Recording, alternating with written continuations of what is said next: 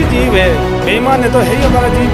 लेकिन मैंने परमात्मा का ऐसे पैर पकड़ा और पकड़ के ऐसे मैंने पीछा खुद, लेकिन मेरी अंगूठियाँ ऐसे पीछी गई। फिर मैंने देखा ये अपने धोखा हो रहा, वापिस पीछा। परमात्मा ने बोला, परमात्मा बोले हमें क्या बेटा और कहीं से और देख लो, आप चेक कर लो। मैंने वहाँ पे मेरा पुत्र रूम खड़ा हो गया और वहाँ पे परमात्मा से माफ़ी मांगी, मालिक मुझे माफ़ करना क्योंकि मैं एक छोटा सी जीव हूँ और मैं कुछ शंका थी मेरे, और मैं आपकी ये परीक्षा ले ली। मालिक ने कहा बेटा कोई बात नहीं। सब्सक्राइब कीजिए हमारे गेट कबीर यूट्यूब चैनल को और दबाइए इस बेल आइकन को ताकि मेरा हर वीडियो मिले सबसे पहले आपको। नमस्कार दोस्तों, आज हम आपको मिलाएंगे संत रामपाल जी महाराज जी के शिष्य से, जो क्या बताते हैं उन ज्ञान के बारे में और उनके विचार क्या है, उनके अनुभव क्या हुआ है उनसे नाम लेने के बाद में। नमस्कार सर। नमस्कार जी। क्या नाम है आपका? किशन दास। कहाँ से आए हो? मैं कुचाम सिटी से आया हूँ। क्या करते हो? मैं तो अभी तो घरेलू काम करता हूँ, खेती का भी काम करता हूँ और जॉब है घर का ही। तो आपने संत रामपाल महाराज जी से नाम दीक्षा लेने से पहले क्या भक्ति की थी? मैंने नाम लेने से पहले कोई भी भक्ति नहीं, किसी प्रकार की भक्ति नहीं करता था। मैं एक नास्तिक जीव था और मैं लड़ाई झगड़ा करना, दारू पीना, शराब पीना, मतलब जैसे नशीले पदार्थ का सेवन करना, गुंडागर्दी टाइप का हाथ था मैं। और मैं एक बार कुचावन सिटी में मेरे यार दोस्तों के साथ में बैठा था और बैठे बैठे कुछ पार्टी चल रही थी हमारी, शराब पीकर घर गया था मैं। घर जाने के बाद में रात को मैं फिल्म देखने का ज़्यादा शौकीन था। फिल्म देखने के लिए टीवी को ऑन किया, लेकिन टीवी पर कोई पिक्चर नहीं आ रही थी। फिर मैंने ऐसे चैनल चेंज करते करते साधना टीवी लग गया। साधना चैनल पे संत रामपाल जी महाराज जी का सत्संग आ रहा था। मैं उस सत्संग को देखने लगा। मैंने उसको 10 मिनट लगभग सत्संग को सुना। सुनने के बाद में मेरे कुछ अनुभव नहीं हुआ, लेकिन एक ऐसा प्रेरणा हो गई दिमाग में कि सत्संग को और सुने। मैंने फिर दूसरे दिन कुचामन से फिर दारू पी करके फिर घर गया। घर जाने के बाद में सत्संग देखने के लिए टीवी को ऑन किया, लेकिन उस टाइम में सत्संग आ नहीं रहा था, क्योंकि टाइम का मुझे मालूम नहीं था कि कितने बजे सत्संग आता है। फिर मैंने उनको करीब आधे घंटे पौन घंटे तक प्रयास किया। फिर 7:45 पर सत्संग शुरू हो गया। मैंने वो शराब पीकर भी पूरा सत्संग सुना। सत्संग सुनने के बाद में मैंने ये सोचा कि जो हम रास्ते पर चल रहे हैं ये गलत है, और जो ये संत रामपाल जी महाराज जी जो बता रही है ये रास्ता सही है। और मैं हर प्रकार से दुखी हो गया था। मैं दुखी हो गया, मेरे रिश्तेदार दुखी हो गए, मेरे परिवार के, मेरे भाई, मेरे बच्चे, मेरे घरवाली सभी ही इस चीज़ से परेशान थी, क्योंकि मैं एक ऐसा मतलब था कि दारू पीने के बाद में जानवर से मैं गया बिता हुआ था मैं। क्योंकि मैं घर पे आता उस टाइम में मेरे बच्चे भी मुझसे डर कर पिल्लिंग के नीचे छुप जाते थे, क्यों कि मैं शराब की लत थी मेरे लगी हुई थी। इसलिए फिर मैंने ये सोचा कि उनको संत रामपाल जी महाराज जी ये कहाँ पे रहते हैं, कहाँ नहीं रहते, इनका सत्संग सुनने और वहाँ पे चले, हरियाणा कहाँ है। फिर मैंने मेरे यार दोस्तों से बोला भैया अब हरियाणा चलेंगे और वहाँ पे संत रामपाल जी महाराज जी से नाम दीक्षा लेंगे और फिर अपना कल्याण करवाएंगे। मेरे दोस्तों ने बोला यार तू किस चक्कर में पड़ गए, किस बाबे के चक्कर में पड़ गया। बाबे तो हर प्रकार के बाबे होते हैं, हमें तो बस मौज करना है, मस्ती करना है। मैंने कहा यार चलेंगे, क्योंकि मेरी आर्थिक स्थिति भी बहुत कमज़ोर हो गई। मैं दारू पीने से पहले सन 1995 से लेकर और 2012 तक रेगुलर मैंने दारू पी, और दारू क्या पी, मैंने पानी की तरह पी दारू। फिर ऐसी स्थिति हो गई कि मेरे खाने के लिए लाले पड़ गई। मेरे घर में बच्चों के लिए किसी भी प्रकार के मतलब खाना पीना तो बहुत भारी होता है, लेकिन खाने के लिए एक टाइम का वक्त का खाना तक नहीं मिल रहा था। मैं उस टाइम में वो तंबाकू चल रही थी, तंबाकू किसी से मेरे दोस्तों से मांग के खाता था, ये भी स्थिति हो गई मेरी। इसीलिए मैंने परमात्मा को सोचा भी परमात्मा के संग में चलेंगे, लेकिन यार दोस्तों ने मना कर दिया। फिर मेरे मिलने वाले सभी ने मना कर दिया, तो मैंने ये सोचा भी जो मालिक करेगा वो सही होगा। मैंने एक हमारे गांव के सोहन जी नाम है, उससे बोला भाई हम हरियाणा चलते हैं संत रामपाल जी महाराज जी के पास। वो भी मेरे साथ में गेम का ही था, तो उन्होंने बोला कि ठीक है हम चलेंगे। उसको हमने साथ ले लिया। फिर मेरे दोस्त को चमन सिटी से था, उसको बोला, वो भी साथ हो गई। हम 3 साथ में हो गए। फिर अज्ञानता के कारण मैंने कहा यार 3 तो अच्छे नहीं रहेंगे, 4 चलेंगे साथ में। तो मैंने एक छोटा बच्चा था 10-11 साल का, उसको साथ ले लिया। हमने यहाँ से घर से रवाना हो गए करीब शाम बजे। 4 बजे रवाना होने के बाद हम रास्ते में दारू पीते गए, बीड़ी सिगरेट गुटखा जर्दा जो भी नशीला पदार्थ था उसका सेवन करते चले गए। उसके बाद में सीकर से पहले नौसल गांव आता है, वहाँ पे उस बच्चे को इतनी उल्टियाँ चालू हो गई कि हमें उसमें घबराया गया, अब इसको कैसे ले चले। फिर हमने ऐसे मेडिकल था, उस मेडिकल से उसको दवाई दिलाने के बाद वो बच्चा कुछ ठीक हो गया। फिर हम बरवाला हरियाणा पहुँच गए हिसार पहुँचने के बाद में किसी से पूछा भाई हम बरवाला जाना चाहते हैं, तो वो बरवाला का रास्ता बता दिया। बताने के बाद में वहाँ पे आश्रम से करीब बरवाला आश्रम से आधी किलोमीटर पहले एक होटल था, वहाँ पे हम रुक गए। वहाँ पे दारू में पी रखे थे पहले भी, फिर हमने बीड़ी सिगरेट भी पी ली। बीड़ी सिगरेट पीने के बाद में चाय पानी पी ली और 2 बंडल हमने बीड़ी के, 1 पैकेट सिगरेट के वो रख लिए पास में, भाई हम चलेंगे वहाँ पे ले लेंगे। और हम वो आश्रम में पहुँच गए। आश्रम में पहुँचने के बाद में गाड़ी वहाँ पे पार्किंग लगा दी। मैंने पूछा भाई आपकी पार्किंग की क्या लेंगे? भगत जी यहाँ पे कुछ नहीं है, फ्री होता है सब कुछ। ठीक है भाई भगत जी। हम ऐसे करके लाइन में लग गए और आश्रम के अंदर पहुँच गए। मेरे पीछे वाले के पास में वो बीड़ी और सिगरेट गुटके जो भी थे नशीले पदार्थ वो बाहर रखवा दी और हम अंदर पहुँच गए। अंदर पहुँचने के बाद में मैंने वहाँ पे देखा तो बहुत ही भक्त लोग आ रहे थे। मैंने सोचा ये तो बहुत ही बड़ा आश्रम है, मैंने कभी देखा नहीं, क्योंकि मैं इस चीज़ में कभी लगा ही नहीं थी, धार्मिक विचार भी नहीं था कभी मेरा। वहाँ पे हमने चाय पानी भी पिया। चाय पीने के मन में ऐसा सोचा भी चाय का पैसे होटल भी 10 रुपये ले तो यहाँ पे 10-20 रुपये तो लेंगे। मैंने पूछा भगत जी चाय का कितने पैसे लेते हो आप? कि बोले कि भगत जी यहाँ पे कोई पैसा नहीं लगता, सब चीज़ आप जो मन मर्जी है वो खाओ, चाय पियो, भंडारा करो, खाना खाओ, नहाओ धो, साबुन तेल सब मिलेगी आपको, फ्री मिलेगी। मैंने फिर वहाँ पे चाय पानी भी पी, खाना भी खा लिया, रात को सो गई। 12 दिसंबर 2012 की बात है ये। 13 दिसंबर 2012 को संत रामपाल जी महाराज जी दिन में सत्संग कर रहे थे। हमने वहाँ पे सत्संग सुना। सत्संग सुनने के बाद में ऐसा लगा कि ये स्वयं परमात्मा ही आए हुए हैं। फिर हमारे साथ वालों को बोला हम नाम लेके आएंगे। अब नाम सुना था लेकिन लेना कैसे वो हमें पता नहीं था। मैं नामदान सेंटर पर पहुंच गए। पहुंचने के बाद में उन्होंने बोला कि आपको ये नेम का फॉलो करना पड़ेगा, जैसे हम दहेज नहीं देना है, मृत्यु भोज नहीं करना है, ऐसी कुरीतियाँ हैं जो भी नशीले पदार्थ की सेवन है वो नहीं करना है। मैंने सोचा यार ठीक है हम सब छोड़ देंगे, लेकिन यार आगे के लिए हमारे पिताजी है वो अभी 60-65 साल के हो गए हैं, कल ना जाने उनकी मृत्यु हो जाती है, दहेज यदि मृत्यु के बाद में हम मृत्यु भोज नहीं करेंगे तो गांव वाले हमें कहेंगे आपने पिता की आपने मृत्यु भोज नहीं किया। मैंने ऐसे करके टाल दिया। फिर मालिक ने ऐसे प्रेरणा करा दी, क्योंकि मैं तो कुछ जानता ही नहीं था ने। मालिक ने ऐसा प्रेरणा कराई कि आप ऐसा करोगे, आपके पिताजी 10-15 साल तो अभी मरेंगे नहीं, यदि मर जाएंगे तो आगे सोचेंगे, पहले क्यों सोच रही हो आप, आज तो मर नहीं रहे। ऐसे करके हम फॉर्मली तौर पे नाम ले लिया। नाम लेने के बाद में मैंने सत्संग गुरु जी का आशीर्वाद ले लिया। आशीर्वाद लेके हम अच्छे 2 दिन सत्संग सुन के वापस गांव पहुंच गए।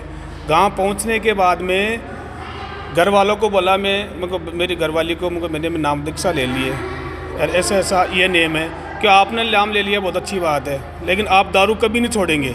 हम मर जाएंगे, आप मर जाएंगे, लेकिन आप दारू नहीं छोड़ेंगे। मैंने कहा आप तो दारू भी पीने की कह रहे हो, मैं हाथ तक नहीं डाऊंगा। मैंने परमात्मा से वचन कर लिया है और मैं जो वचन करता हूँ वो सत्य करता हूँ, वापस मैं पलट के नहीं देखता हूँ।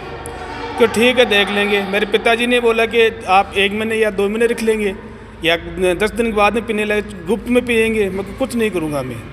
ऐसे करके मैं घर वालों को बोला आप भी नाम दीक्षा ले लो मालिक से। तो मेरे घरवाले और मेरे बच्चे सब भी तैयार हो गई और हम और मेरी घरवाली और मेरे 6 बच्चे, हम 8 मेंबर थे पूरे। जाके 22 फरवरी 2013 को नाम ले लिया। उसने भी नाम लिया। आज तक हमारी वही स्थिति है और अच्छे चल रहा है मालिक के दया से। और क्या लाभ हुआ है संत रामपाल जी महाराज जी से नाम दीक्षा लेने के बाद में आपको?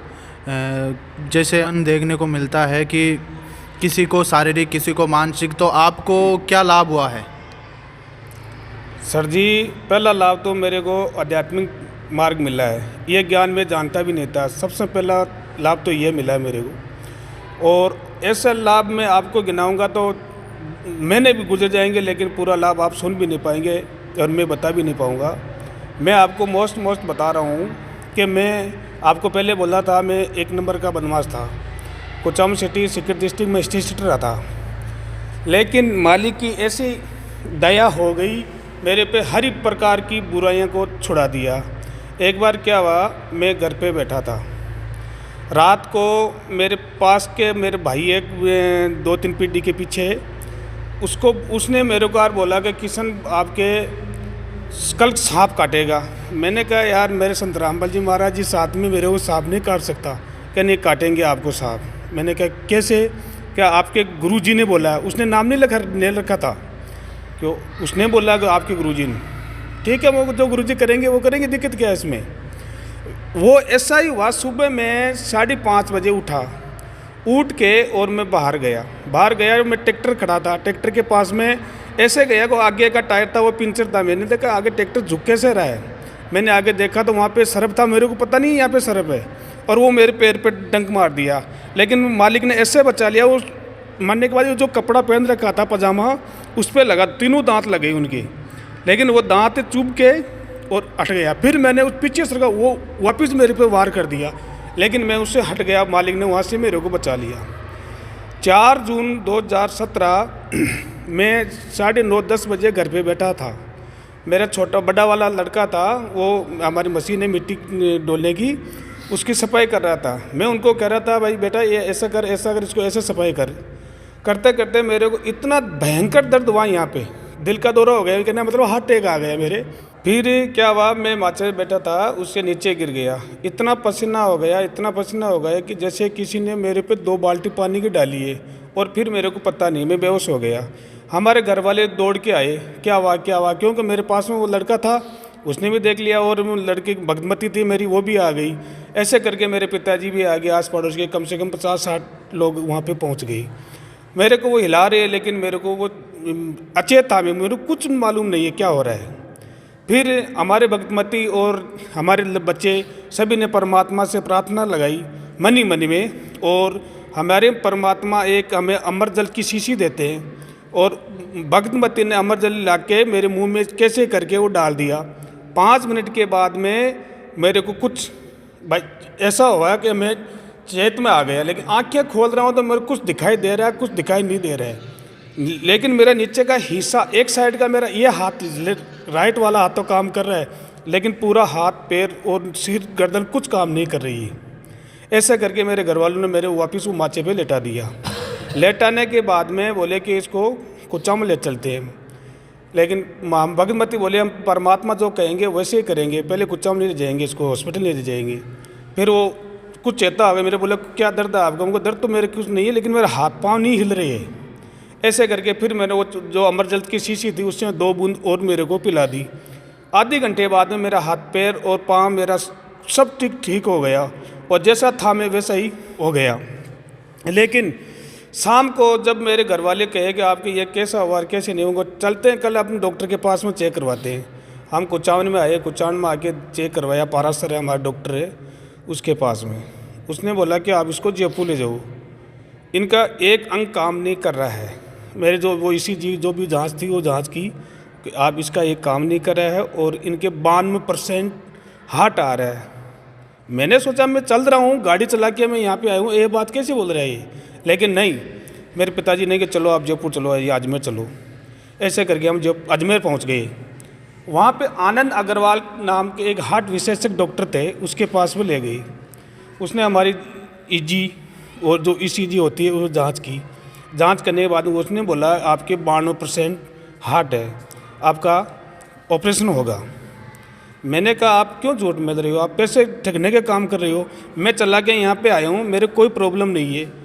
बोल रहे थे आपको 2 आदमी यहाँ पे पकड़ के ले आ सकते, आप खुद चल के नहीं आएंगे। मैं चल के आया हूँ यहाँ पे, कोई प्रॉब्लम नहीं है मेरी। लेकिन वो डॉक्टर अपनी बात बोल रहा था, मैं अपनी बात बोल रहा था। फिर हमारे घर वाले बोले कि आप ऐसा करो, जांच करो। मैंने मना कर दिया उसको, लेकिन हमारे घर वाले ज़बरदस्ती हमारी जांच की, और फिर वो जो हार्ट वाली मिस्टेक थी वो भी आ गई, 92% है वो भी आ गया। हमने टेबलेट दवाई दे दिया, और क्या आप ऑपरेशन कराना 2 दिन बाद में। मैंने प्रार्थना लगाई है गुरुदेव जी से, परमात्मा से प्रार्थना है जी, परमात्मा ऐसे बोले कि बेटा भक्ति करते रहो, परमात्मा दया करेंगे। तो हमारे तो कोई दिक्कत नहीं थी, कोई प्रॉब्लम नहीं थी, लेकिन डॉक्टरों को विश्वास करने घर वाले कर रहे थे, मैं तो परमात्मा पर विश्वास था मेरा। तो फिर हमने नारायणा मल्टीनेशनल हॉस्पिटल जयपुर पहुंच गए। वहाँ जाने के बाद में वो एंजियोग्राफी की और वो छले डालेंगे, रो डालेंगे। मैंने मना कर दिया, भाई मैं कुछ नहीं डलाऊंगा, मैं तो मालिक जो करेगा वो करेगा। उसके बाद में मैंने वो टेबलेट दी, मैं 2-3 महीने तो मैंने वो दवाई ली। उसके बाद प्रार्थना लगाई और मालिक ने बोले कि बेटा कुछ नहीं होगा, भक्ति में ध्यान करो और कुछ नहीं बिगड़ेगा बेटा आपका। मैंने उसी दिन से वो दवाई खाना बंद कर दिया और बाहर फेंक दी, और मालिक की ऐसी दया हो गई, आज तक कोई प्रॉब्लम नहीं है। एक भगत जी मैं आपको एक और बता रहा हूँ आपको। मेरी एक जन्म कुंडी बनी हुई थी, उसमें लिखा हुआ था आप 43 वर्ष के होंगे उस टाइम में आपकी मृत्यु हो जाएगी। मैंने सोचा आप 43 वर्ष में होना मृत्यु हो जाएगी, तब ऐसे सोच लिया। लेकिन वो जब हादसा हुआ कभी 4 जून 2017 को जो हार्ट वाली प्रॉब्लम आई, मैंने जब उसका समझ में आया कि आज वास्तव में हमारी मृत्यु थी और परमात्मा ने हमें नया जीवन दान दे दिया है। ये बात हुई भगत जी। तो आप संत रामपाल जी महाराज जी के जैसे अनुभव बता रहे हो कि आपको बहुत लाभ हुआ है, तो और संतों से और संत रामपाल जी महाराज जी के ज्ञान में आप कितना फ़र्क देखते हैं कि संत रामपाल जी महाराज जी का ज्ञान कहाँ तक टिका हुआ है? देखो सर जी, मैं आपको बोला था मैं पहले नास्तिक था, मैं इस चीज़ों में पहले चक्रों में पढ़ा भी नहीं था। लेकिन संत रामपाल जी महाराज जी आज जो भी हमें जो ज्ञान दे रहे हैं वो हमारे शास्त्रों के अनुसार बता रहे हैं। संत रामपाल जी महाराज जी आपके हिसाब से एक शब्द नहीं बोल रहे हैं। यदि आप एक शब्द भी रामपाल जी आपके तरफ से बोल रहे हैं तो आप बता दो कि ये बोल रहे हैं, लेकिन नहीं, वो हमारे शास्त्रों के आधार पर बता रहे हैं। संत रामपाल जी महाराज जी का ऐसा ज्ञान है कि पूरी पृथ्वी पे कहीं पे भी नहीं है। और संत रामपाल जी महाराज जी को आम आदमी नहीं समझना चाहिए हमें, क्योंकि वो स्वयं परमात्मा आए हुए हैं। मैं इस चीज़ का मैं खुद भुगतभोगी हूँ और मैंने परमात्मा परीक्षा लेते हैं अपने शिष्यों भक्तों की, लेकिन मैंने परमात्मा की भी परीक्षा ले ली है। कैसे ली? मैं एक बार यहाँ भीलवाड़ा तहसील में सवाई बोझ का आसीन गांव में सवाई बोझ का मंदिर है, क्योंकि मैं हमें जाति से कोई मतलब नहीं है, लेकिन गुर्जर समाज के होने के कारण हम वहाँ पे जाते थे, इसलिए पुस्तक सेवा में गए हुए थे। वहाँ पे पुस्तक सेवा करके वापस हम वहाँ पे पहुँचे हम आश्रम में, तो परमात्मा ने चरण सेवा की सेवा लगी हुई थी। मैं अपने मन में ऐसा सोचा कि परमात्मा बोलते हैं कि परमात्मा के हाड़ चाम नाड़ी लहू शरीर नहीं है, एक नूर शरीर है। मैंने परमात्मा का हमारे गुरुदेव संत रामपाल जी महाराज जी से ऐसी परीक्षा लेने, क्योंकि ये तुच्छ जीव है, बेईमान है तो है ही हमारा जीव, लेकिन मैंने परमात्मा का ऐसे पैर पकड़ा और पकड़ के ऐसे मैंने पीछा खुद, लेकिन मेरी ये मुट्ठियाँ ऐसे पीछी गई। फिर मैंने देखा ये अपने धोखा हो रहा, वापस पीछा। परमात्मा बोले हमें क्या बेटा और कहीं से और देख लो, आप चेक कर लो। मैंने वहाँ पे मेरा मतलब रूम खड़ा हो गया और वहाँ पे परमात्मा से माफ़ी मांगी, मालिक मुझे माफ़ करना, क्योंकि मैं एक छोटा सी जीव हूँ और मैं कुछ शंका थी मेरे, और मैं आपकी ये परीक्षा ले ली। मालिक ने कहा बेटा कोई बात नहीं, ये भी है। तो आप संत रामपाल जी महाराज जी के बारे में और क्या बताना चाहते हैं? उनके समाज सुधार के बारे में क्या योगदान है संत रामपाल जी महाराज जी का, उसके बारे में भी आप से जानना चाहते हैं। संत रामपाल जी महाराज जी आज पूरे विश्व के सभी विश्व के समाज के जो भी बुराइयां कुरीतियां जो फैली हुई है समाज में, उसको दूर कर रहे हैं और सत भक्ति बता रहे हैं। मालिक की हमें ये बता रहे कि जो हम ज़्यादा वजन ढोक के चलेंगे तो हम चल नहीं सकते, हमारा वजन कम करके ही हम चल सकते हैं सफ़र में। ये परमात्मा का ज्ञान है और परमात्मा पूरे विश्व में हमारा कल्याण करने के लिए आए हुए हैं। आप उसको पहचानो और परमात्मा की शरण ग्रहण करो और अपना कल्याण करो।